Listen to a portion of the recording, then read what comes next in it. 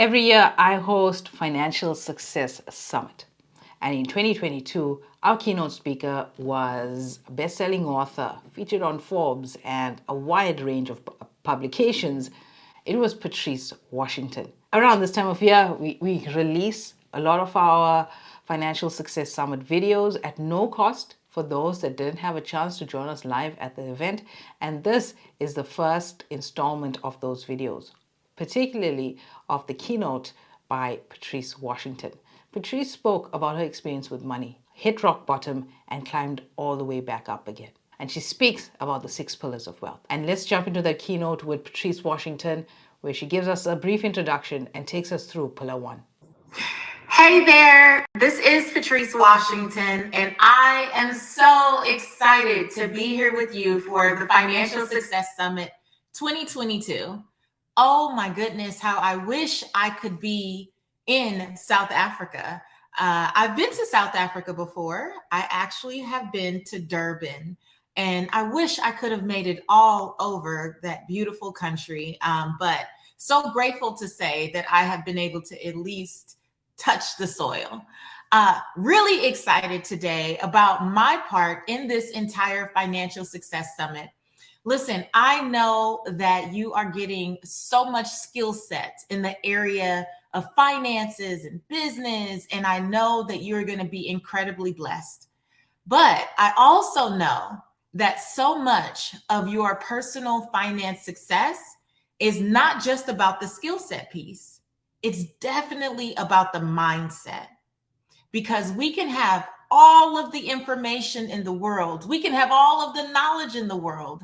But what I have learned is that if we don't have the mental capacity and understanding and the behaviors, right, that are associated with actually seeing those things through, we'll never get the results we truly want.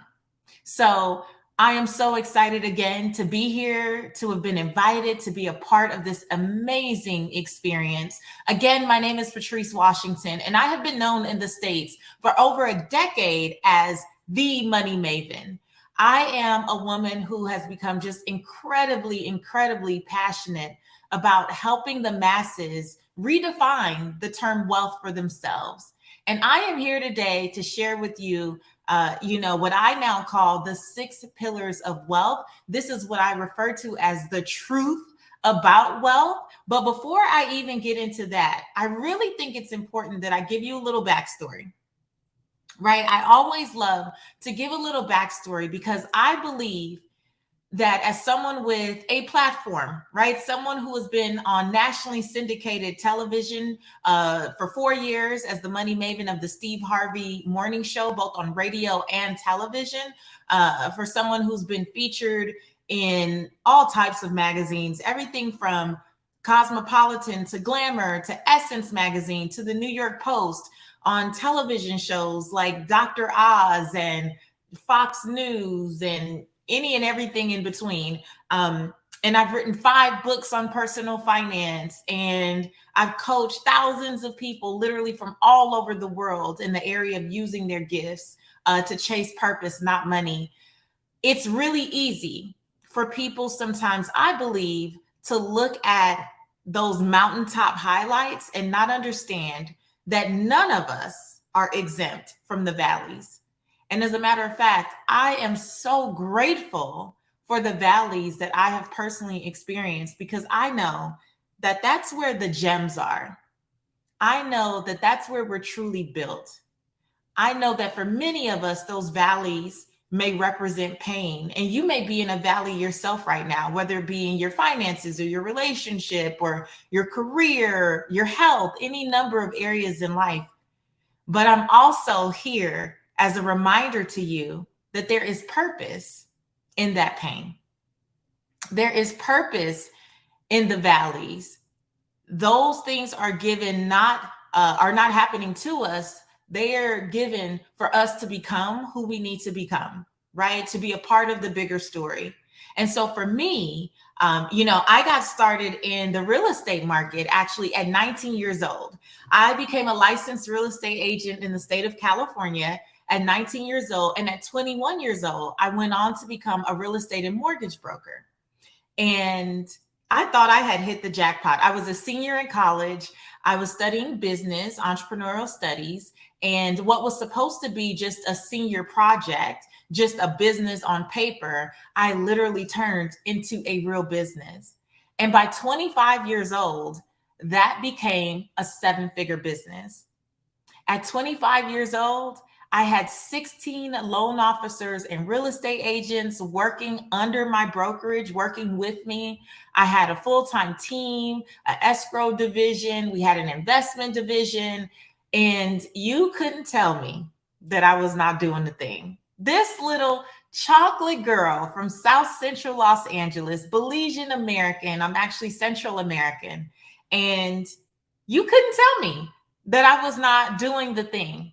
I thought I had hit the jackpot and I thought that it would go on forever until 2007, when I was 26 years old and I found myself pregnant. My now husband, then fiance, and I were pregnant with my daughter, and I took a fall down the stairs at 20 weeks pregnant. And you don't have to be a parent to know that if pregnancy is supposed to be 40 weeks, 20 weeks is very, very early in the journey. At 20 weeks pregnant, I slipped. I took a fall down the stairs. I slid on my belly.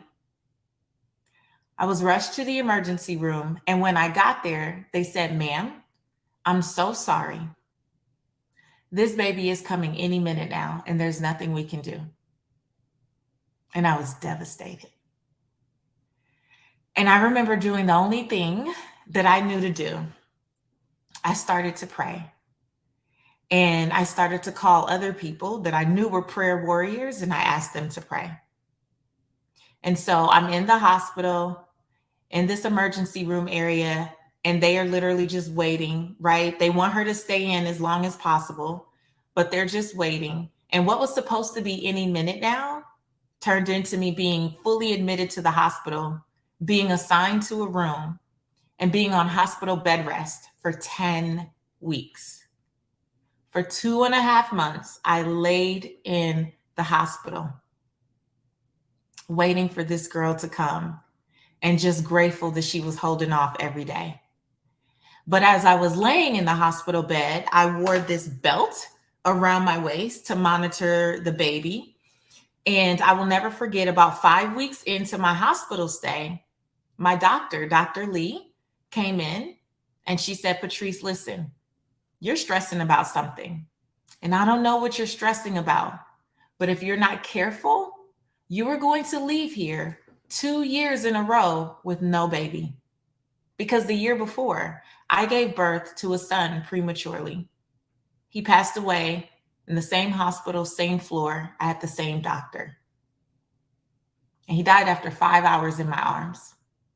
And she said, "If you're not careful," sometimes that still gets me, and it's been years. But she said, "If you're not careful, you're going to leave here 2 years in a row with no baby." And what was happening was the recession was beginning in the United States. The real estate bubble was bursting, and you could see all over the news the impact. But beyond the news, beyond me laying in the hospital, watching those banks that I worked with every day close down one by one, I'm in the hospital and I'm receiving phone calls from 16 loan officers and real estate agents who are freaking out because everything is closing down. The lenders are not accepting deals anymore. Deals that were approved are now being denied. Now the offers are being rescinded. We had sellers threatening to sue buyers. We had agents who were just so distraught, and everybody was used to me being the fixer. And here I was in the hospital on bed rest, unable to fix anything for anyone, including myself. And when the doctor said, "If you don't stop stressing, you're going to leave here 2 years in a row with no baby," I knew, well, I would learn that it was time to surrender. I know sometimes we think of surrendering as giving up, but in that season, I learned that surrendering is actually more about letting go of the control that we think we have over life, over the circumstances, right? That life might be throwing at us at any given moment. But I did control what I could. So I asked them to take the TV off the wall in the hospital. Now, I want you to think not like flat screen, plasma screen TVs that we have now. This is many years ago now. So we're talking about the box TV, the swivel, big TV on the swivel in the hospital. And I asked them to take it down. And the maintenance people, they came in with a little step ladder and took the TV down. And my husband brought me he took my laptop and he brought me an iPod, and it had praise and worship music on it. And he brought me a Bible, and I had a little red leather journal, and I just wrote prayers and I sang praises for my baby and to God every day for the next 5 weeks until my daughter was born. And she was born 10 weeks prematurely, but she was healthy and she was strong. And after 3.5 weeks of her in the neonatal unit in the NICU, I was able to leave that hospital with a healthy baby, but I also left with no deals closed pretty much that whole time, and lots of savings being burned through. My husband was doing whatever he could to keep the business afloat. And I also left with almost $400,000 of medical debt because my health insurance had dropped me at the beginning of my stay, and I didn't even realize it until I got home and I started to go through mounds and mounds and mounds of mail. Before you knew it, a year had passed, and I had this beautiful baby, but this was not the life I thought I was going to bring my first child into. So I have this beautiful baby. My home is foreclosing. My cars have been repossessed. I have investment properties at the time that I'm trying to short sell and create deals with the bank, and we're getting foreclosure notices. Everything that could happen in that season was happening. This is 07 and 08. And by 09, I ended up leaving Southern California, and I ended up in Metairie, Louisiana. And I went from this big home to living in this small, teeny tiny apartment in not the best area of Louisiana at the time. And I remember every month we were getting eviction notices, even in that little apartment. And one day in particular, I'll never forget when the power was shut off. And I ran outside with my baby on my hip and begged the power man to turn the power back on, or her milk was going to spoil. And I did not have the money for more milk.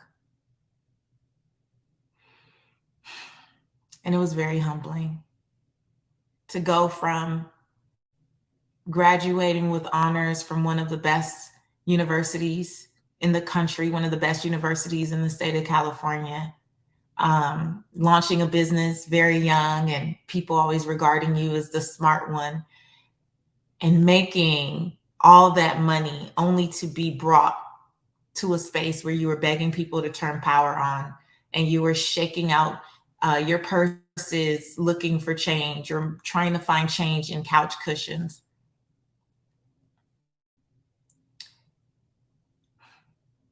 And I was at a point where I was sick and tired of being sick and tired. Have you ever been at a point where you're tired of talking about the same stuff? You're tired of praying about it. You're tired of hoping and wishing. You're just tired. I was tired. I just felt like, God, I brought myself as far as I could take myself. I don't have anything left. I don't have any more bright ideas. Maybe I'm not the fixer. Maybe I was never the person everyone should have been asking. You ever been in a season where you start to doubt and question if you are even talented, if you're even gifted, if you have any favor, if there's any grace left on your life, you start to question everything. That's where I was. And I was in the mirror. My husband had taken my daughter out. And I was in the mirror of that little apartment in Metairie, Louisiana. And I just started to cry. And I just started to say, God, why me? Why me? I've been a good person. I operate integrity. I do my best to treat people well. Why is this happening to me? Like, what have I done that was so bad that I have to be in this position? And it started out talking to God, and then it turned into crying a little. Then it turned into bawling, just uncontrollable, like sobbing. And then it turned into snotting. Have you ever ugly cried? Like, have you ever cried to the point where you don't even recognize yourself? You are just like swollen and your face is puffy and you just, it's insanity. That's where I was. And I did that for so long on the bathroom floor with my forehead on the linoleum until I heard what I refer to as a still small voice. And it prompted me to get my Bible. And when I got my Bible, I ended up on the scripture, Proverbs 17:16. And it said, what good is money in the hands of a fool if they have no desire to seek wisdom? What good is money in the hands of a fool if they have no desire to seek wisdom? I know I had read that scripture before, but do you realize you can read something in a different time and space in your life and it means something completely different? That's what was happening with me.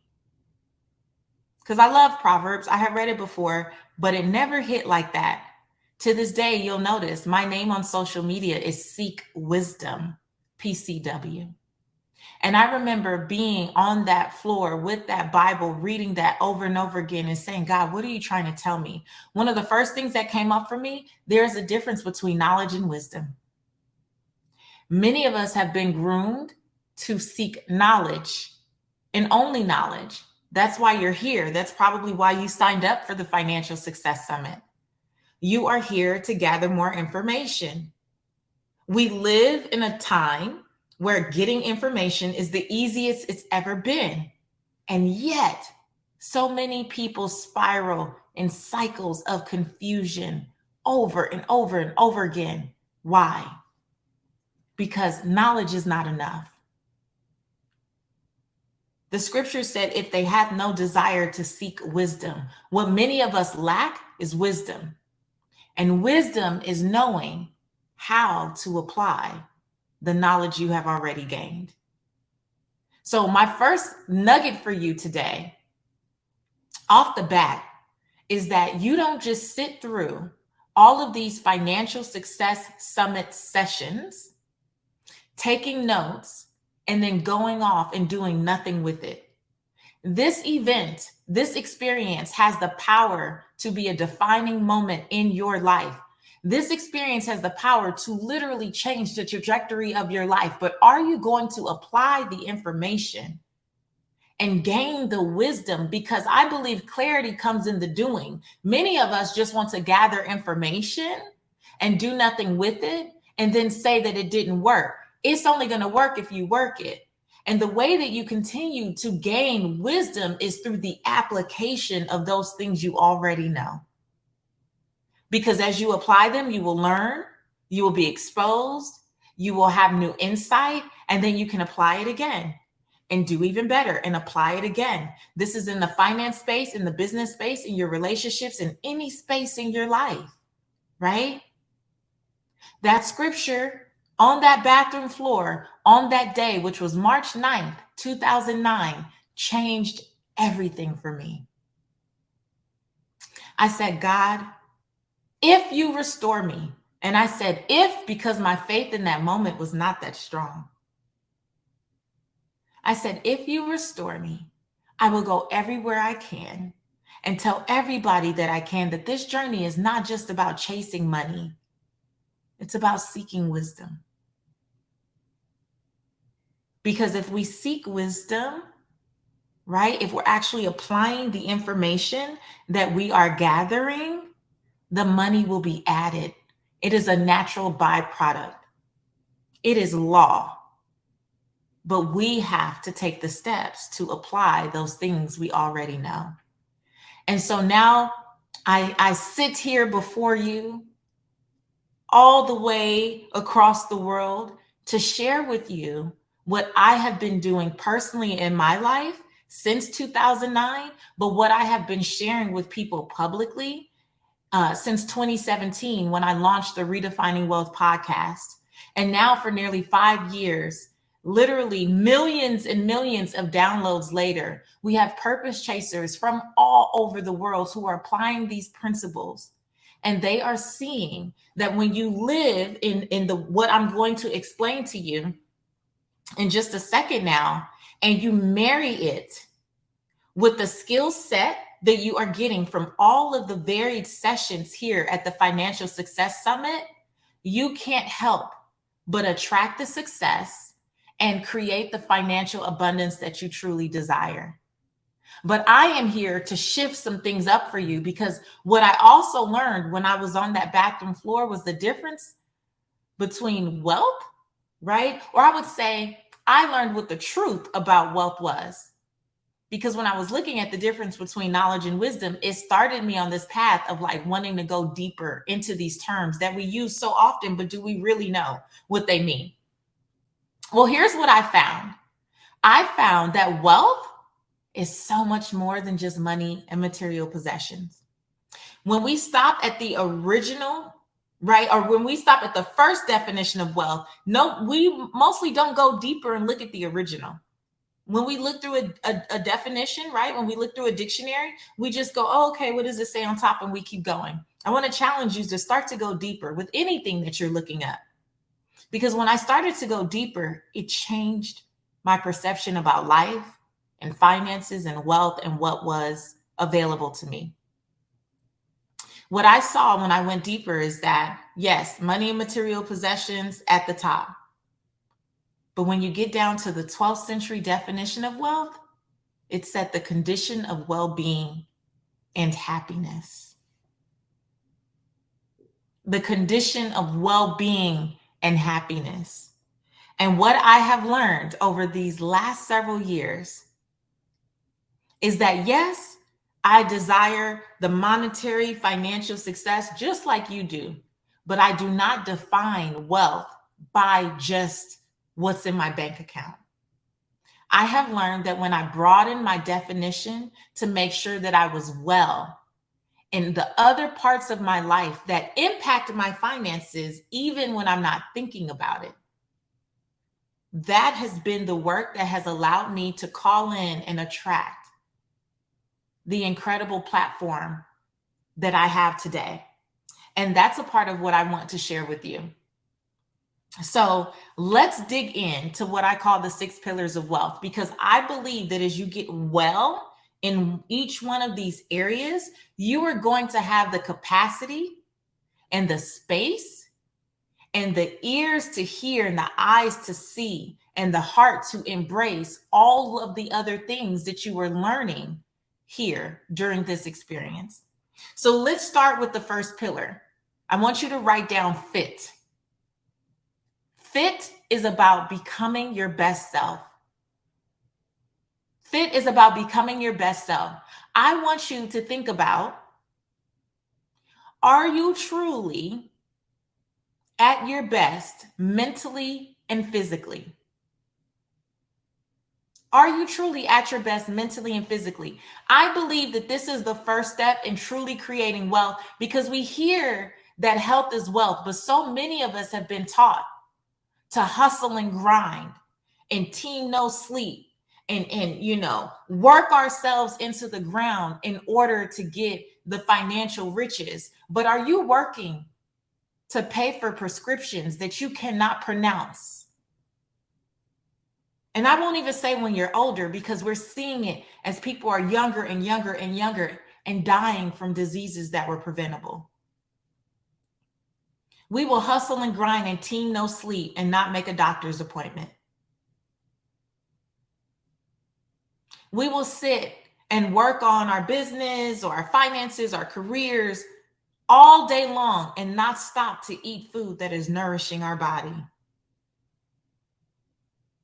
Many of us are dealing with childhood trauma, and we think that we need more degrees and more certifications and more books and more podcasts and on and on and on, when really we don't have the capacity to receive or do anything with any of the information we've been gathering, because we have old stories connected to things that happened to us in childhood and we haven't dealt with them.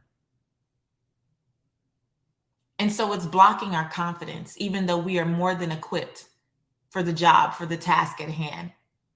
We don't have the capacity to be bold and offer our services at the prices that we should, which would help us build more wealth or pay off our debt or buy the home or do whatever it is that we want to do with our finances, not because we lack talent, but because our trauma is blocking us from opening our mouths, from making the ask, from showing up.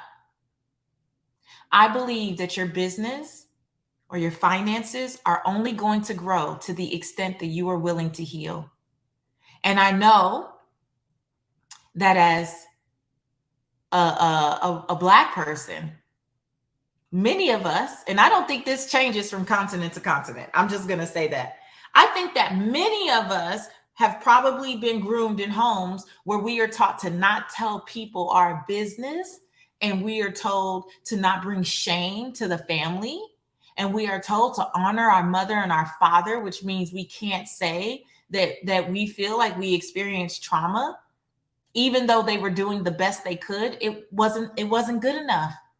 That's the truth. For some, it wasn't good enough. And even as a parent myself now, right? My daughter will be 15 years old this year. I am doing the absolute best that I can, but she's still probably going to end up on someone's couch telling them what I didn't do. That doesn't mean that I'm a bad parent. It doesn't mean that your parents were bad parents. But the truth is, we all have different needs in childhood, and all of our parents are not equipped or designed to give it to us. And I think that a lot of what we've experienced is a part of our journey, and it's going to be connected to our purpose and the call in our lives, and that's fine. But we have to acknowledge it. We can't keep pushing things under the surface like a beach ball, because it's always going to pop back up. And when it pops back up, it's usually going to blow up in our faces, right? When we talk about being physically fit, here's what I want you to remember today. If you have a vision for your life, if you have a vision for your family, for your finances, you have a duty and responsibility to protect the only vessel you're going to get to execute that vision. I don't know what social media may have you thinking. We are seeing highlight reels of other people's lives, but you know, if you're honest about listening to your body, what you need, and you have to make supplying that a priority. Okay? So there's so much, right, that comes with being mentally and physically fit, but I'm just giving you the overview because I want you to start to have awareness of what you should be thinking about.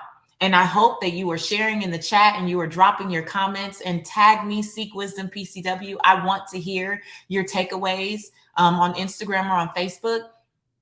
Like, this is serious, because what good is the money if your body is not healthy and strong and able to support you as you go live out this purpose that you're called to have, right? So that's the first pillar. That was pillar 1 from Patrice Washington on the 6 pillars of wealth.